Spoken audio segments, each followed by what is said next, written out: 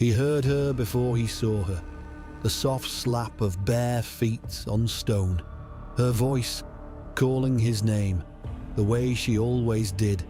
He was on his feet before he decided to stand. He pressed himself against the far wall of the corridor and held both hands out in front of him. "Stay back," he said.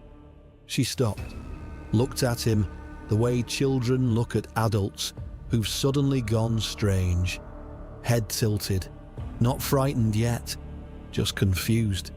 He could see her face in the torchlight. She was smiling.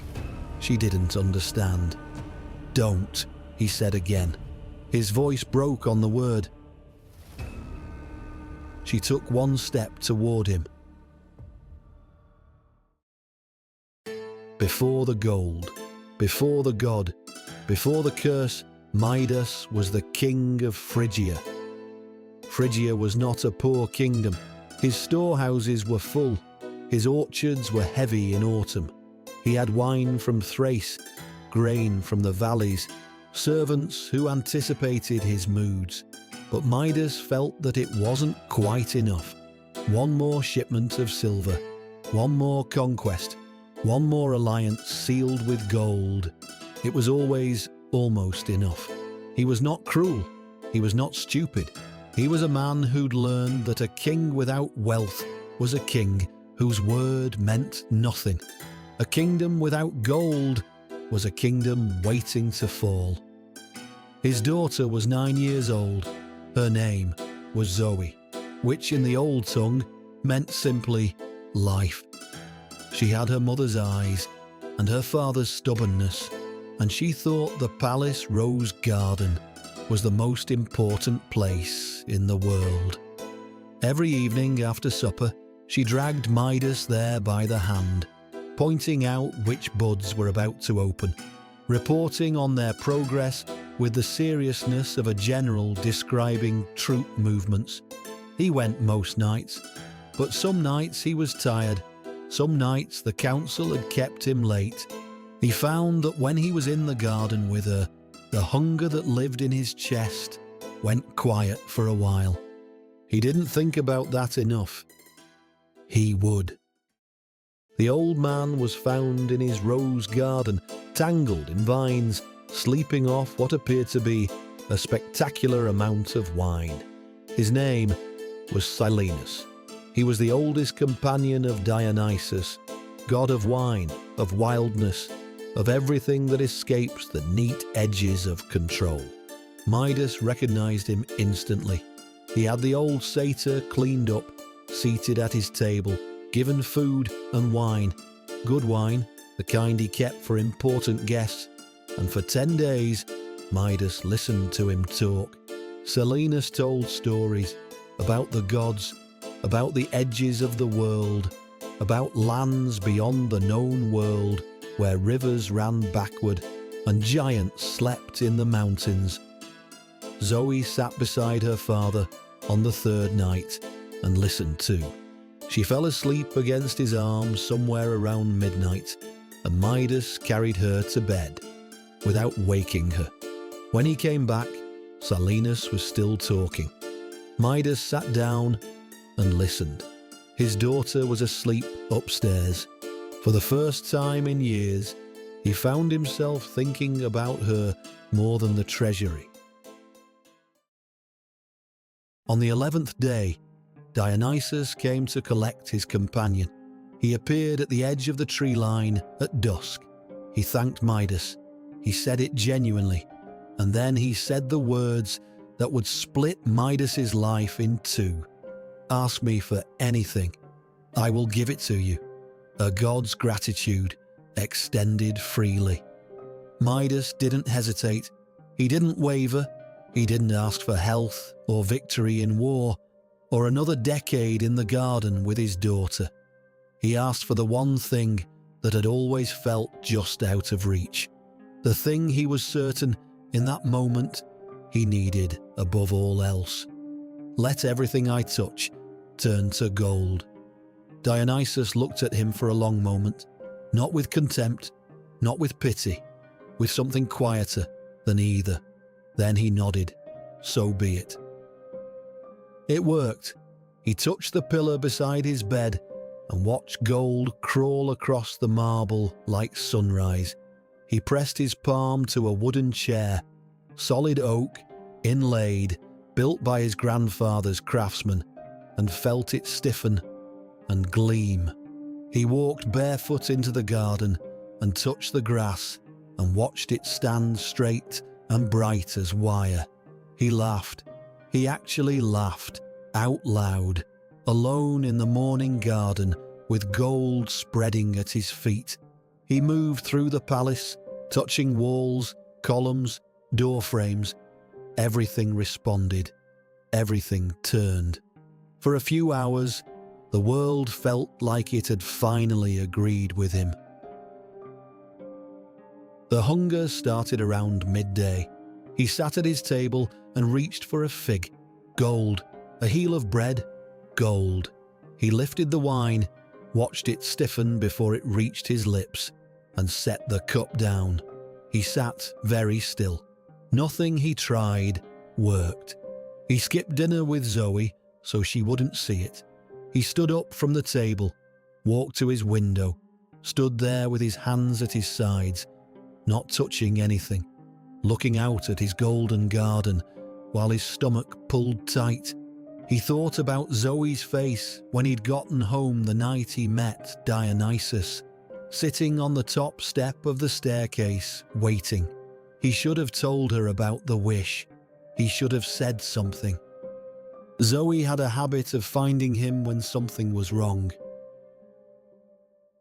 He heard her before he saw her. The soft slap of bare feet on stone. His name in her voice, stretched long. The way she always said it when she was looking for him. He was already against the wall when she appeared at the end of the corridor. Both hands raised, flat out, like he could hold the distance between them through sheer will. Stay back. Zoe. Stop. She stopped, head tilted. That expression, not frightened, just confused, still smiling. Papa, don't come closer. Please. I need you to listen to me. Right now. She looked at his outstretched hands. She was 9 years old, and she was trying to understand why her father was flattened against the wall in the dark, with his palms out, voice strange, eyes strange, like a man trying to warn someone away from a ledge. He watched the smile fade, watched her work out that this wasn't a game. Are you sick? He was shaking. There wasn't enough time to explain. She took a step toward him. Zoe, please. She took another. There was nothing he could do. He couldn't reach for her without his hands. He couldn't back up. The wall was already behind him. Zoe. She was already there. Arms around his waist, face pressed into his side, holding on. She'd always been like this, certain that closeness could fix what was wrong with a person if you just held on long enough. He felt the shimmer the instant she made contact. He felt the warmth leave her. It happened slowly, terribly slowly. Her grip didn't loosen. Her arms stayed exactly where they were, but the pressure changed. The softness went out of it. A quiet settling sound, like a held breath released all at once. He looked down. Her hair had stopped moving. Stopped. Mid-motion. Every part of her trapped in that moment. Her dress was rigid. Her cheek, pressed against his side, was cold through the cloth. Gold. All of it. Lifeless metal. He stood there for a long time. When he finally moved, it was just a step backward, carefully, out of her grip. He crossed the corridor to the opposite wall and sank to the ground. He looked at her from across the hallway. The torch above him guttered. It cast shadows that danced over her face. He watched them, wishing the expressions were real and not a trick of the light. He sat until the torch burned out. He left before the sun came up. He didn't call for horses or guards or lanterns. He walked out barefoot, hands curled tight against his chest, and he didn't look back at the kingdom or the gold-lit windows or the garden that had been full of half-open buds Zoe was watching. He just walked. When he found Dionysus, he didn't try to justify himself. He didn't rehearse what he was going to say. He crossed the clearing and stopped and looked at the god, and for a moment he just stood there because he wasn't sure his voice was going to work. "My daughter," he finally said. That was all. Those were the only 2 words he had. Dionysus was quiet for a moment. Then he stepped forward, and his expression had none of the stillness it had carried the first time they'd met. He looked at Midas unsurprised. His face showed something closer to grief than satisfaction. "Go to the river Pactolus," he said. "Find the source. Wash your hands where the water begins." The river Pactolus ran cold and clear through the hills of Lydia. Midas climbed to the source and thrust his hands into the water. The cold moved through his fingers. Real cold, not the metallic coolness that haunted him, but the cold of living water. He watched the gold leave him slowly, then all at once threading out into the current, dissolving downstream. When he was sure the curse was gone, he picked up a rock. His hand shook as he reached for it. He let out a sigh of relief as it stayed rough and grey in his hand. He turned and walked home. She was still there.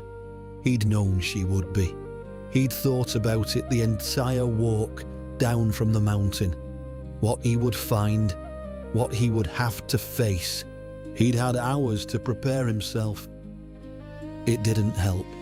He stood in the doorway and looked at her. She looked exactly as she had when he'd left. He walked to her slowly. He crouched down until he was at her eye level. He reached out and put one hand against her cheek. It was cold. It was going to be cold for a while. But under his palm it began, very slowly, to warm. A breath first, then a blink.